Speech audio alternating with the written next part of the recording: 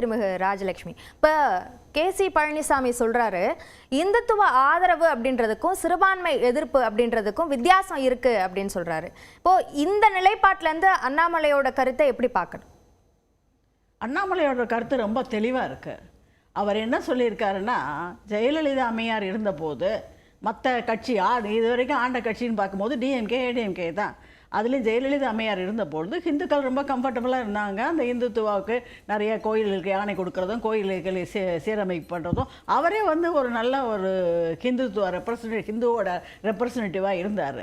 ஏன்னா அவர் திலகம் வச்சுக்கிறதும் சரி, அதே சமயத்தில் ஹோமம் நடத்துகிறதும் பூஜை நடத்துகிறதும் கோயில்களுக்கு போகிறதும் இது சாதாரணமாக இருந்தது. இது மற்றபடி டிஎம்கேல இது மறுக்கப்பட்டதாக இருந்தது. ஈவன் டிஎம்கே ஆரம்பித்த காலத்தில் ஆட்சிக்கு வந்ததில் யாராவது கோயிலுக்கு போனாங்கனால அவங்க மேலே ஆக்ஷன் எடுக்கப்படும் அப்படி இருந்தது. இப்போ வீட்டில் இருக்கவங்கலாம் கோயிலுக்கு போகிறாங்க, எல்லோரும் போகிறாங்க, சமமாக போயிட்டுருக்கு. ஆனாலும் இதில் என்ன ஒரு பாலிடிக்ஸ் சொல்கிறாரு எங்கள் தலைவர் அண்ணாமலைன்னா, அதாவது 2 விஷயங்கள். நரேந்திர மோடியின் இம்பேக்ட், அடுத்தது ஜெயலலிதா இல்லாமல் ஏடிஎம்கேல இருக்கிற வெற்றிடம். இது இன்னொரு கோணத்தையும் அவர் தெளிவுபடுத்துறாரு. ஜனா கிருஷ்ணமூர்த்தி தொடங்கி இளகணேசன் வரைக்கும் தமிழ்நாட்டுல இந்துத்துவ தலைவர்களாக அவங்க இருந்ததில்லை அப்படின்ற விஷயத்தையும் அவர் கன்வே பண்றாரு.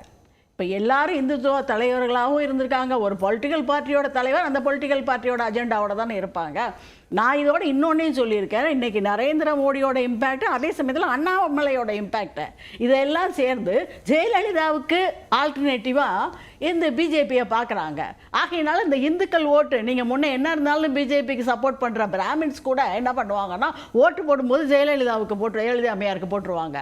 அந்த 4.5% ஓட்டு கூட சரியாக ஸ்ட்ராங்காக வராது. இது வாக்கு சார்ந்தது அல்லது கட்சிக்கான ஆதரவு அப்படின்றத தாண்டி பாஜக அப்படின்ற ஒரு கட்சி இருக்கு. அந்த கட்சியை சேர்ந்தவர் அண்ணாமலை. ஆனா அந்த கட்சியில இந்துத்துவ தலைவர்கள் இல்ல அப்படின்னு சொல்றாரு.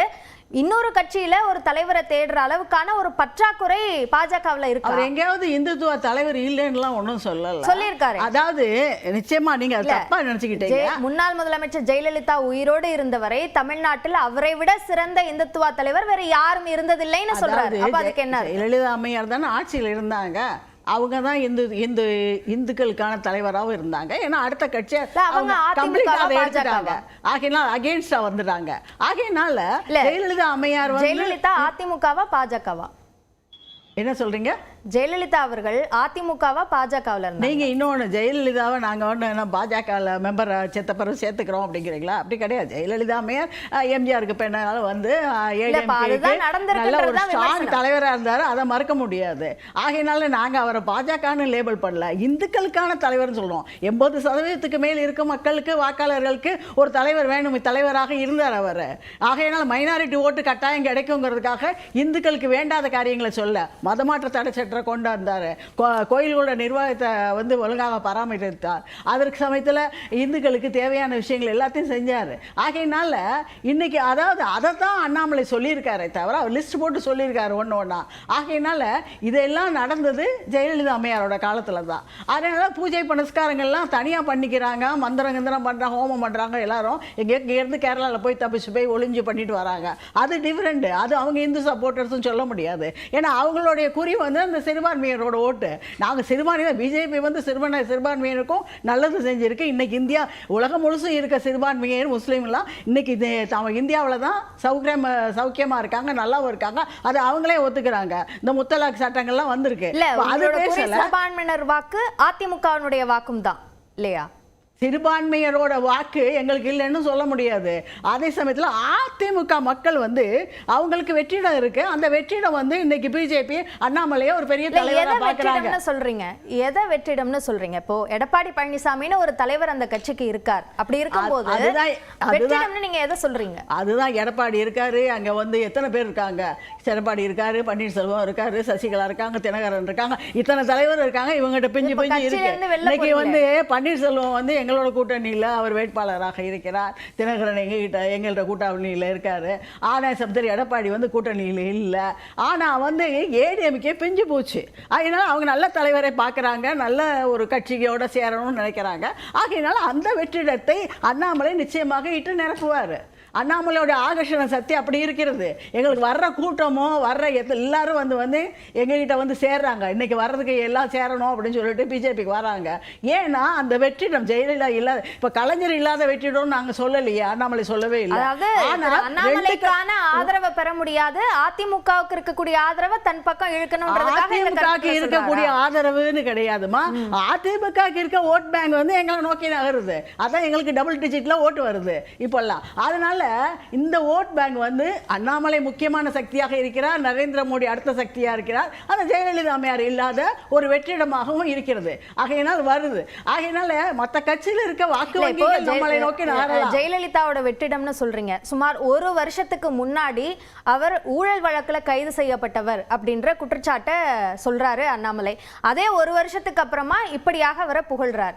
எதற்காக இந்த மாதிரியான ஒரு கருத்து மாறுபாடு இல்ல கருத்து மாறுபாடே கிடையாது. அவர் ஊழல் வழக்கில் கைது செய்யப்பட்டு ஜெயிலுக்கு போனவர், தண்டனை அடைஞ்சவருங்கிறது உண்மை. அதே சமயத்தில் இந்துத்துவா சப்போர்ட்டராக இருந்தாருங்கிறது உண்மை. அவர் ஒரு டிபிக்கல் ஹிந்து, அதாவது ஐயங்கார் குடும்பத்தை சேர்ந்தவர். அந்த ரிச்சுவல்ஸ்லாம் கரெக்டாக ஃபாலோ பண்ணிட்டு இருந்தார். ஆனாலும் வந்து எல்லா இந்துக்களுக்குமாக ஒரு சப்போர்ட்டராக இருந்தாருங்கிறது நிச்சயமா உண்மை. ஊழல் வழக்குல தண்டனை பெற்றவர், அதுவும் நாட்டோட ஒரு மிகப்பெரிய இந்துத்துவ தலைவர் சொல்றீங்க. ரெண்டுமே உண்மை. ஆகையினால இது வந்து அண்ணாமலை சொன்னது வந்து தவறு கிடையாது. அது அந்த அன்னைக்கு பேசும்போது அன்னைக்கு விஷயமா அது வந்திருக்கும். ஆகையினால அதை சொல்லியிருப்பாரு. இன்னைக்கு வந்து எந்த ஓட் பேங்க் நமக்கு கூடுது அப்படின்னு பார்த்தா இது அண்ணா திமுகவோட ஓட் பேங்க் எங்களை நோக்கி நகர்கிறது. ஆகையினால அங்கே என்ன நல்ல தலைமை இல்லை. இங்கே ஒரு அண்ணாமலைங்கிறத ஒரு ஆளுமையான ஒரு தலைமை இருப்பதுனால் அந்த ஓட் பேங்க் நம்மளை ஓட்டு நோக்கி நகர்கிறது. ஆகையினால் இருக்கிற ஓட்டில் தானே நம்ம பிரிச்சுக்கணும். 30% 20%, 100% போட்டால் அதுல இருந்தால் பிடிச்சிக்கணும்.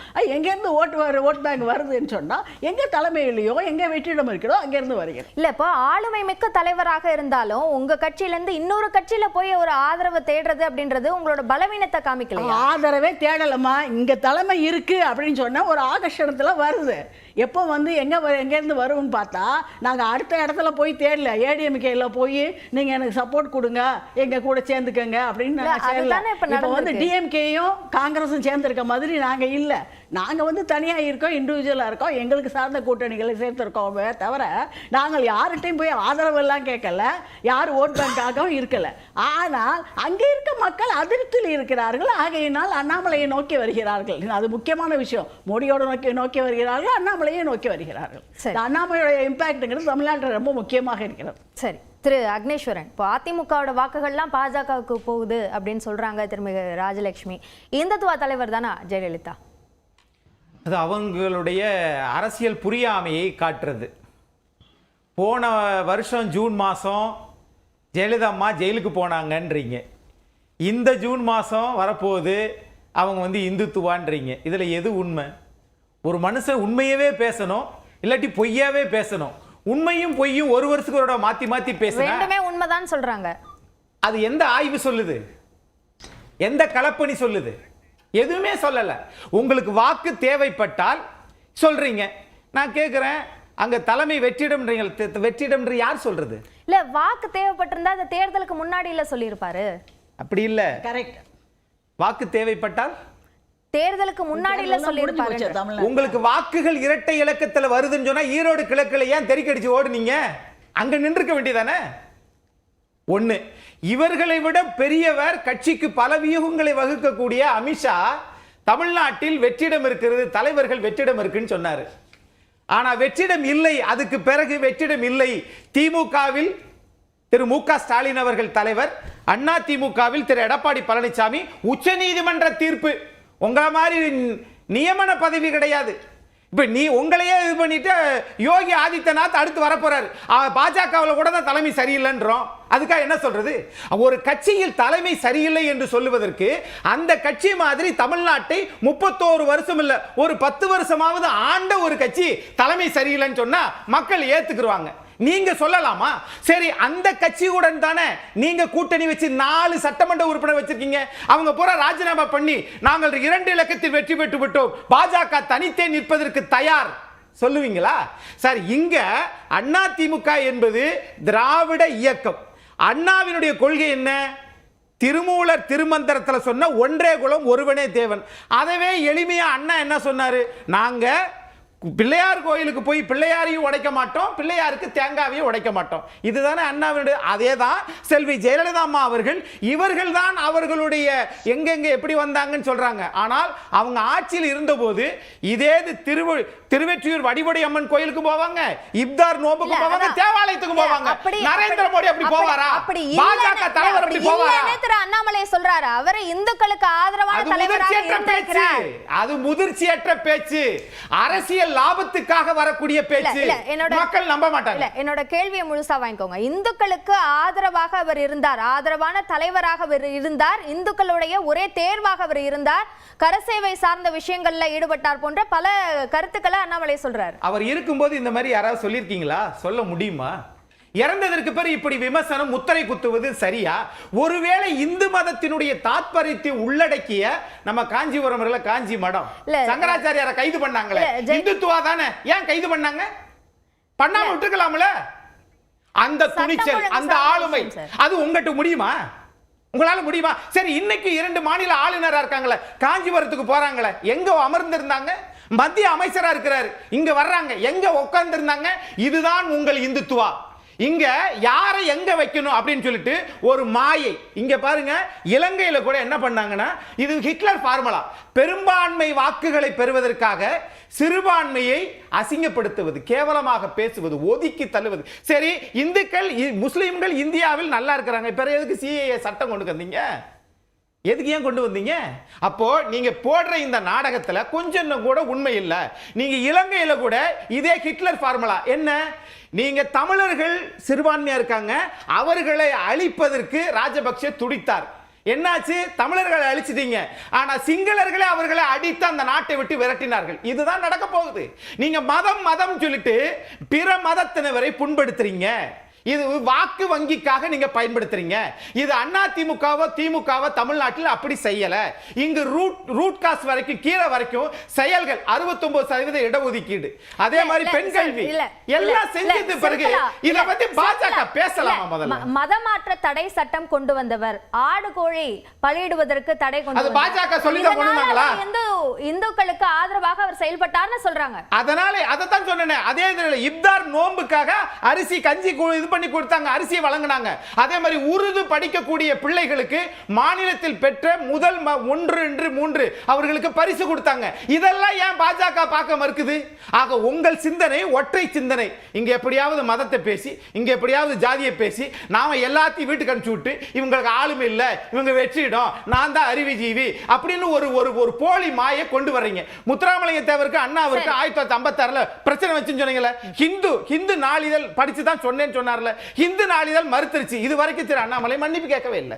அப்ப இப்படி போலியா பொய்யா பேசி தமிழ்நாட்டில் ஆட்சி பிடிக்கணும் தமிழர்கள் அறிவுஜீவிகள், உங்களை நம்புவதற்கு அவர்கள் ஒன்றும் இது கிடையாது. சரி, ஓகே. அடுத்து திரு சுமந்த், 2017 எம்ஜிஆரை இந்துத்துவ தலைவராக RSS கொண்டாடி